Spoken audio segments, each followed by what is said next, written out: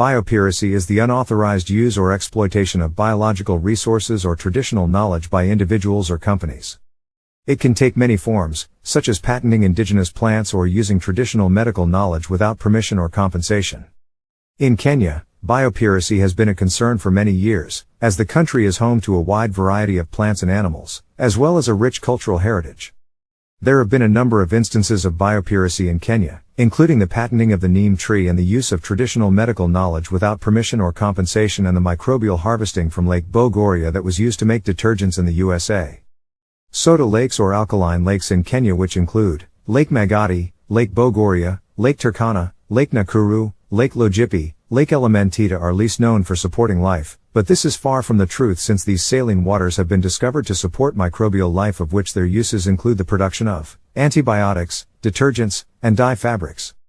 In 1992, a group of scientists led by Dr. William Grant from Leicester University in the United States visited Lake Bogoria and Lake Nakuru and found thermophiles and extremophiles respectively, of which it is presumed that they biopirated them back to the US. These organisms were found to be very important in the softening of fabrics and in the fading of genes. Eventually he sold the rights to these organisms to Genencor International, a California-based company that commercialized it for use by textile companies and detergent manufacturers. In 2003, the International Convention on Biological Diversity came into effect after the Earth Summit, which was held in Rio de Janeiro in 1992. This was the first step towards ensuring equitable sharing of benefits accrued from the exploitation of biological resources, with an aim of protecting African resources and demystifying the free-for-all approach.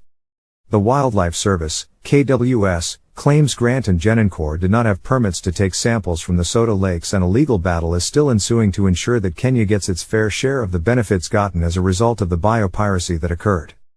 In 2014, Kenya ratified the Nagoya Protocol Agreement with the sole purpose of ensuring that access and benefit sharing when it comes to its genetic resources is monitored and licensed. Kenyan research institutions, including private sector firms Rivitex and Dudutech, have embarked on a research mission across the Soda lakes found in Kenya with an aim of identifying microbes that can be commercially harvested for use both in the textile and biopesticides industries. The Nagoya Protocol has been able to seal the loopholes that had been left open by the 2003 Biological Diversity Agreement by ensuring inclusivity of local communities like the Endorois community living around Lake Bogoria and all stakeholders, with attention to the needs of women, children, and people with disabilities. As a scientist, I believe that the Soda lakes in Kenya have a lot too of microbes that, if well researched on, can be commercially viable. Also, the effects of climate change, which have led to the rising water levels within the Rift Valley lakes, has changed both the physical and chemical composition of these Soda lakes, thereby putting at risk the existence of these microbes, which we have come to learn are worth millions if not billions of dollars. Thank you for listening, and do remember to share and subscribe to our YouTube channel at Climate Change Kenya for more educational lessons on matters climate change. I have been your host, Dr. Kinyanjuko Mbori, your climate change and agricultural expert.